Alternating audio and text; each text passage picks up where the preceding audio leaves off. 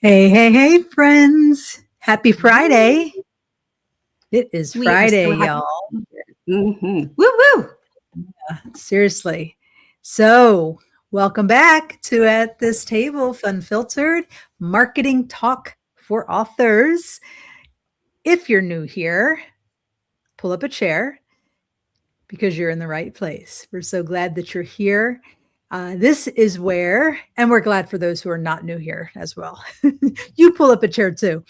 This is where we talk honestly about what it really takes to get your book into readers' hands without the hype, without the guilt, without pressure, just real conversations, real strategy, and real encouragement for authors who care deeply about their message. So I am Shelley Brown, and I'm here with two very dear friends, one of which you see each week. Sarah, wave Sarah, say hey. Hey, hey. And a new face to fUNfiltered on the screen, that is, new on the screen, the amazing Heather Ryder. Say hi, Heather. Hello. And I am Sarah, the one who usually says the quiet part out loud and asks the questions authors are already thinking. And I'm Heather, and I'm so glad to be here today. Yeah, and we are so glad you are on with us today, Heather, because Heather is usually behind the scenes in the green room during fUNfiltered. She's watching the chat, she's supporting y'all and answering your questions and making sure everything runs smoothly while we're fUNfiltering it. She's also the one who makes sure that the banners don't all show up. So I gave her, I thought I would be kind to her, and since this is her first time on the screen, I said, you don't have to do both. You just come up and show up today, and you don't have to do any of the banners. So we're going to do without any banners and notes on the screen today. But outside of fUNfiltered, she works closely, outside of being in that green room, she works closely with our authors after the book is finished. Post-production is most of what she does. And after the excitement, when things get quieter and the real questions start to surface, that's when she really steps in. And you know what? That perspective matters a lot for today's conversation. Because she sees what authors experience after the confetti settles. And I'm going to add just a little thing before I let her speak. She is also one of the most Jesus-filled people I know. So you are not only in for a treat knowledge-wise, but also just getting to meet an incredible person. Well, thank you, friend. Thank I you. concur. Well, I am so happy to be here. I do have the privilege of talking with authors when we are past that season of a launch. That initial momentum fades, and those results oftentimes are not what we're hoped for. The author's trying to figure out what comes next, or maybe try to figure out if they missed something. Yeah. And that brings us right to why we're having this conversation today. If you were here with us last week, we talked honestly about what the reality of book sales are. We shared real industry averages, and we introduced 5 key shifts that we're going to be helping authors make in 2026 to rise above those averages, because we want, really, one of our number one goals for authors this year is for our authors to exceed all of the industry averages. That's our goal for y'all. But today we want to talk about what happens after the launch effort. All right. After that initial push. And as Sarah said, after all the confetti, if you throw confetti, some people do throw confetti, by the way. But after you've done all the posts, you've sent all the emails, maybe you've booked a few interviews, and then things kind of quiet down after that. That's the moment where we see that many authors get stuck, not because they don't care, not because the book wasn't good, but because they expected results to come faster. And when they didn't, that's when discouragement. Absolutely. And when discouragement shows up, our minds begin to create a specific narrative. Yeah. Sometimes that narrative is maybe I failed. Maybe I did something wrong. Or probably the most prevalent one would be maybe I was never supposed to write this book in the first place. Yeah. So today we just want to slow all the way down, and we want to start in a different place today. Okay. So we want to start with the end in mind. And so instead of asking, how do I get through my launch? And not even how do I promote my book this month? Instead, let's ask this question. All right. What do I want my book to still be doing a year from now? And that question, it reframes everything, because discouragement doesn't come from doing the work. It comes from doing the work and not seeing the response and the results you hoped for right away. Yeah. Yeah. So from the post-production side, I do see this constantly. An author will finish their book, which is an incredible accomplishment. But then they hit this quiet moment where they're unsure of how they're supposed to just keep showing up for it. Yeah. In reality, the book really isn't done, right? It's just starting its life.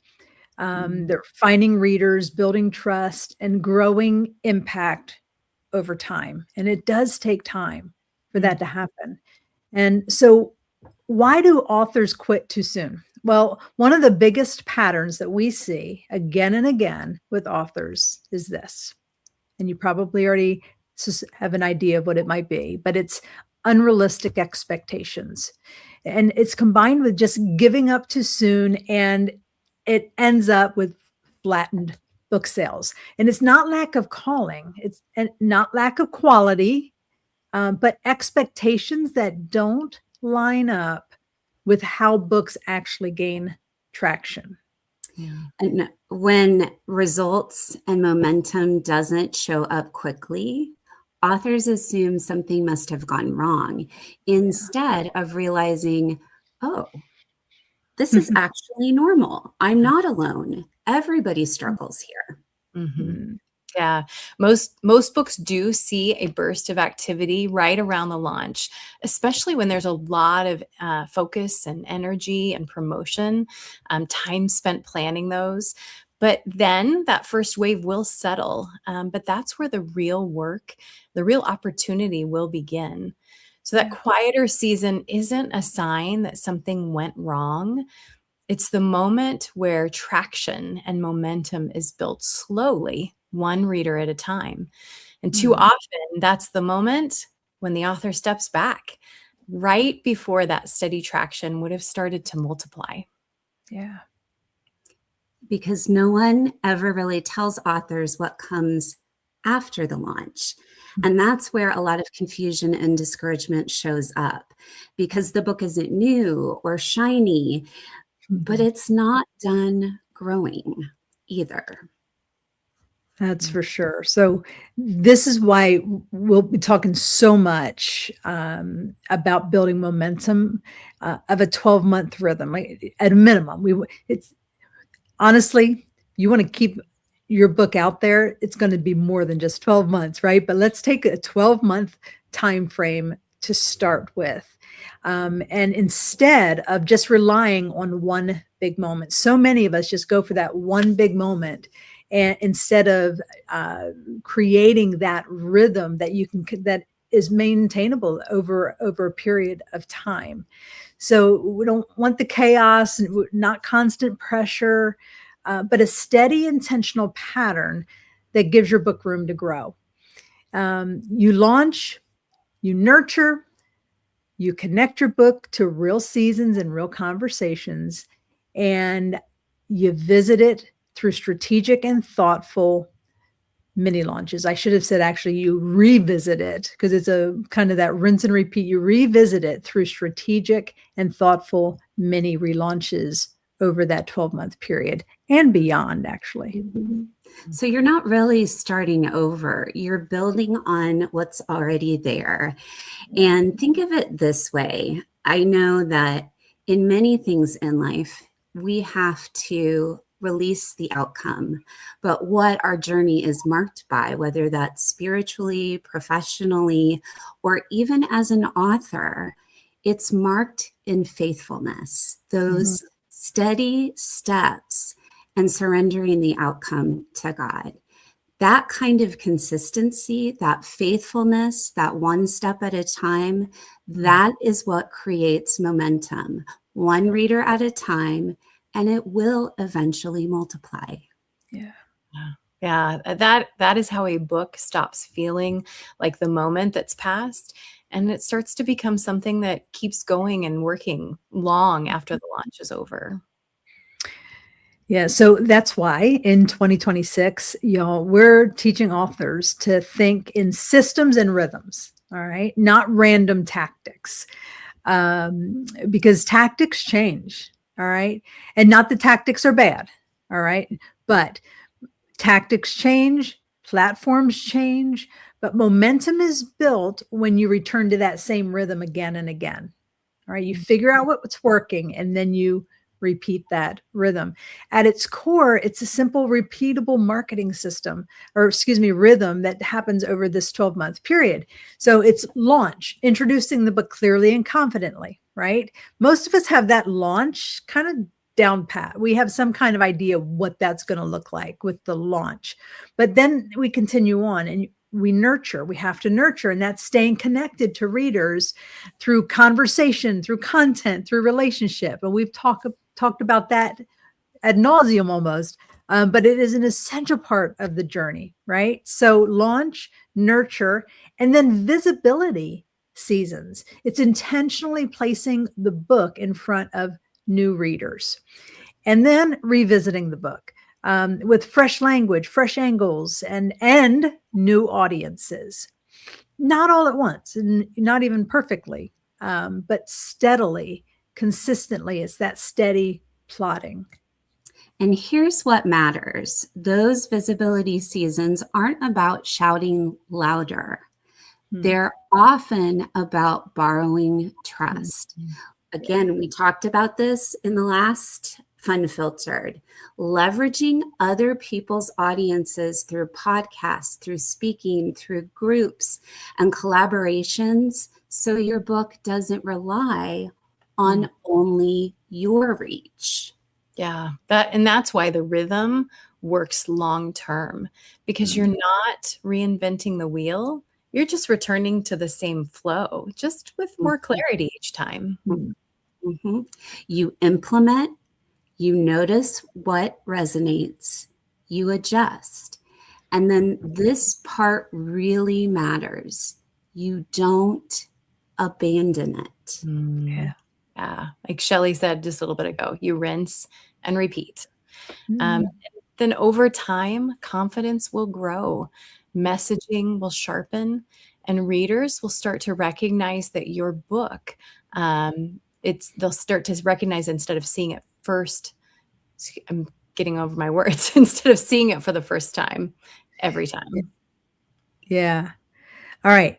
Now, I want to insert something here that I think we just need to bring out into the light, and that something that sabotages us. And I have personally experienced this in my own journey. And by the grace of God, he showed me where I was going wrong on this and helped me to overcome this. And when I overcame this, it was a game changer for me. And that is something that really sabotages our momentum for a lot of authors. And it's subtle. I'm going to tell you what it is in a second. It's subtle. It sounds productive, but it's incredibly disruptive. And it's what I like to call the shiny object syndrome. Yes. It usually looks a little something like this. You try a new platform, And then you see somebody doing something, they have a new strategy, so you try that. And then your well-meaning friend has some new advice for you, so you try that. And then, because Instagram knows what you're thinking and what you're doing, up comes the expert author with a new fix to your problem. Yes. So suddenly you are chasing all the things, and there is nothing that has roots. Yeah. And here's the part that authors really don't realize. Every time you jump to the next fix, you reset your momentum. You drain the momentum you were already building because you're chasing the newest and shiniest next thing. Right. Yeah. And the reason that shiny object syndrome is so costly is because it keeps us chasing spikes, right? Instead of building something that lasts. It trains us to look for those quick wins instead of steady progress. And in my experience, I wasn't even getting the quick wins. I was just drowning, and I was spending so much time trying the new thing that came by. Somebody, as Heather just mentioned, somebody mentioned another strategy. I'm like, well, okay, well, maybe this will work. And so I was chasing all these different things, and nothing was working, but I was getting exhausted, and I was about to throw in the towel. And thank the Lord, I did not throw in the towel, because he gave me that revelation of what I was doing. And he literally gave me the system of to focus on just 2 or 3 strategies, outreach strategies. You focus on those. And for me at the time, I give myself 3 months. It doesn't matter what comes my way. You do this for 3 months, and then you can reevaluate. Right. So it is a saboteur. And so we want to really stress that today, to be aware of that. So we want to reframe for you as we wrap things up in just a moment, what success actually looks like. So Sarah, why don't you talk to us a little bit about that? Well, I think it first starts with an understanding that your journey can be different than somebody else's. And so God may lead you down a road that Sister Sally Sue is not going down. And that's not the chart he has for them. And so I think before we even go to our knowledge base, we have to think about this from a spiritual perspective, that it's okay if your journey doesn't look like somebody else's. And that's when we can really ground this with the truth that we want every author here to remember. Selling 10 books a week for a year beats a 1-week spike every time. Let me say that again. Selling 10 books a week for a year beats a 1-week spike every time. That's over 500 books. That's sustainability without the burnout. That is when books stop feeling like disappointments and start becoming assets. Right. And assets that support speaking, group studies, bulk sales, ministry conversations, just to name a few. Yeah. So if you remember nothing else today, remember this. Momentum isn't built by chasing spikes or quick fixes, but by choosing steady progress and staying with it long enough to bear fruit. Yeah. So we want to offer this encouragement to you today. If you're listening today and you're tired, or you're wondering if you missed your window, hear this. You're not behind. You're not late. You're not failing. You're building something that takes time and that will ultimately have a great impact. Long-term momentum isn't flashy, but it is faithful. Yeah. And it's where books will quietly do their deepest work. Yeah. So as we step into 2026, this is the posture that we're inviting authors into. Choosing clarity when everything feels noisy. There's a lot of noise out there, y'all. Y'all agree with that? There's a lot of noise. Choosing clarity when everything feels noisy, choosing consistency when progress feels slow. When we don't see that progress, it's really easy to want to throw in the towel, but be consistent, be faithful in it. And then building simple systems that support you instead of scrambling all the time, right? Figure out what those systems are, and instead of the chaos that the scrambling causes. And then the courage to keep going. As I mentioned, even when the growth feels slow, it takes courage to keep going. So do not give up. Don't give up. And remember that we are here to walk that road with you, step by step. And that's exactly why we say it every week. We built Book Marketing Pro Academy. For those of you who are listening who haven't joined us yet, consider this your invitation. BMA is where we help authors build steady momentum, create simple systems, and market books without the overwhelm. You can learn more and join us at bookmarketingproacademy.com.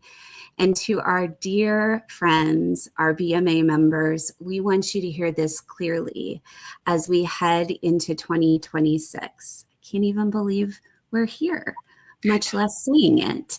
But our number one goal is to help you exceed publishing industry book sales, not through pressure or hype, but through clarity, consistency, and support from one another. Yeah. And Heather, before you go on, just to interject, Sarah, last Friday we had our fUNfiltered and kind of laid the groundwork, as we mentioned, with these 5 particular shifts. And then on Saturday, we had a coaching call for our BMA members. And Sarah did that call, and I wasn't there, but the feedback and it was an amazing coaching call. And that's what you get when you're in BMA. We're going to hold your hand. We're going to walk with you through it. So, Sarah, you want to say anything about the call?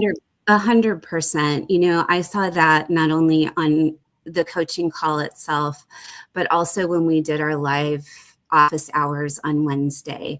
We are here as your facilitators and your teachers and even your peers, because we're all in the industry together. But I think the biggest asset in this journey is we give you the framework, and then you have this community that comes together to help you, bringing all their knowledge, bringing all their ideas, bringing all their feedback, and it helps you feel confident in the way forward. That is the true gift, I think, of this community. Yeah, for sure. Yeah. Sarah mentioned that our goal is to help you exceed publishing industry averages, book sale averages. And we want you to know the above average, it's not about ego. It's about impact. You have a message, and it is meant to be heard. And persevering and staying long enough to see that impact grow. Yeah, for sure. So y'all, you don't need to sell your books fast, right? We're not going for the spikes. Spikes are nice, and you'll have spikes, but that should not be your number one goal, because it doesn't last, right? You need to sell faithfully. Just be consistent, be faithful, and that is absolutely, positively possible for you to do. And so normally, Heather is monitoring the comments and telling us what's going on, and she's on the screen, so we have no idea what y'all have been saying. So before we bid farewell, let's take a look and see who joined us and who's in the comments. So we have Gail Porter. She's still with us. Hey, Gail. Hey, Gail. Tim, Dale Ellis, happy Friday to you. Kathy. All right. Oh, Kathy said BMA is so wonderful and it's changed my life. Well, we are so glad to hear that. And Dale said, for years, I watched my IT clients waste opportunities by chasing shiny objects. See, we do that no matter what your industry or craft is. Yes. the shiny object syndrome is a real thing. So, let's see. Dale asked, how does a relaunch differ from a launch? Sarah, do you want to tackle that? Give some Well, insight on I will try. I think, honestly, I'm 2 months. Oh, Dale, I'm so sorry. I'm 2 years out from when my book officially launched. And I really think the same principles that we engage in the initial launch are good. But I also think the other thing is, what are you giving to the reader or the buyer that is different? Because there are probably some people in your community that know you wrote a book. They're testing you out to see what the message is, to see what else you offer them to meet that felt need.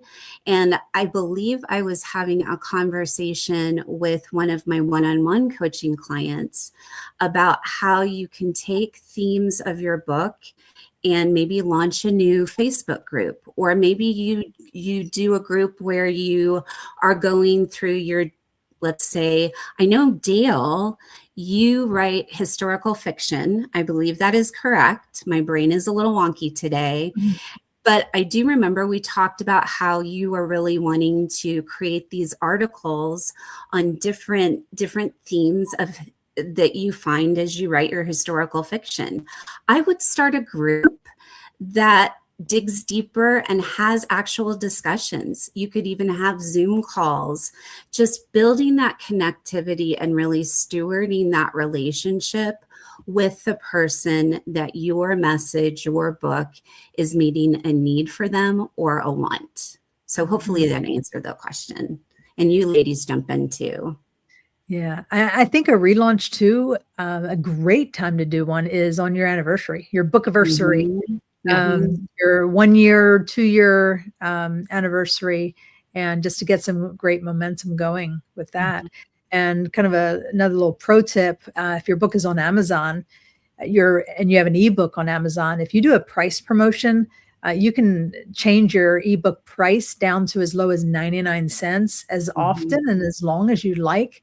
And when you do it, I wouldn't do it like indefinitely. I would do maybe a week to 2 weeks as a special.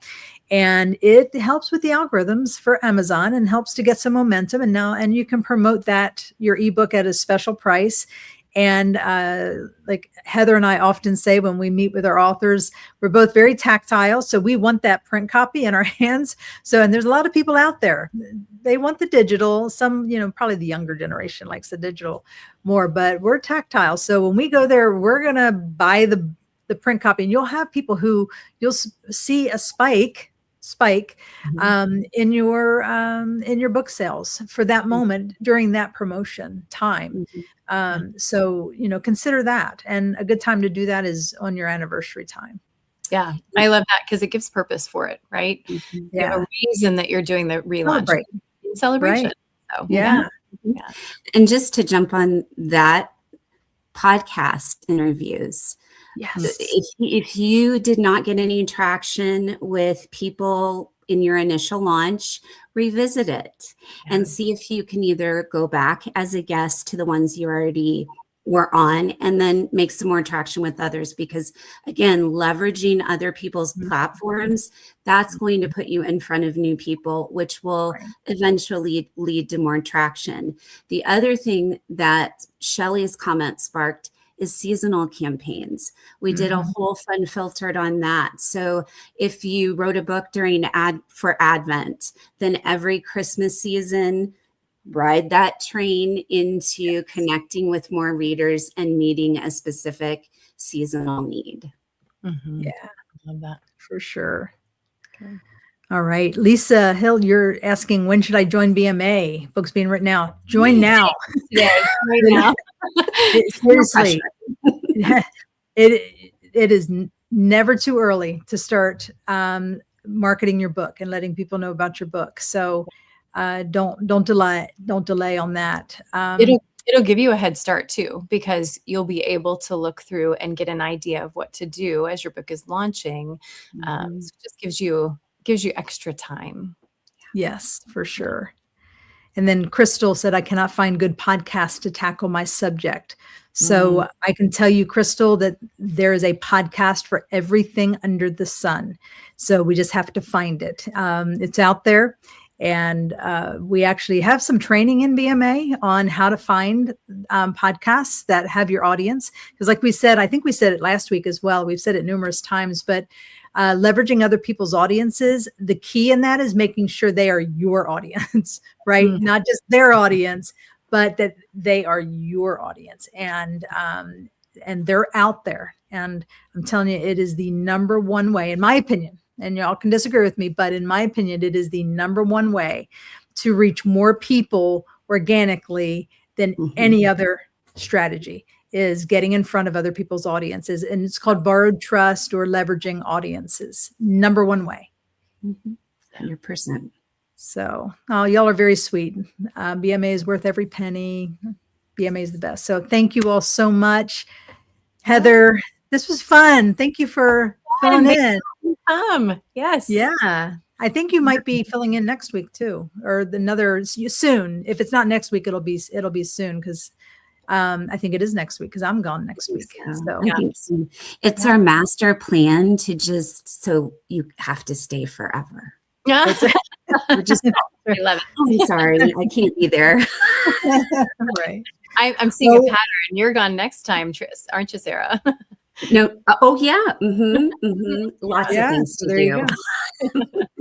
All right. Well, we love you all, and we are here for you and with you. And we will see you next Friday, same time, same place. Mwah. We love you all. Until next time.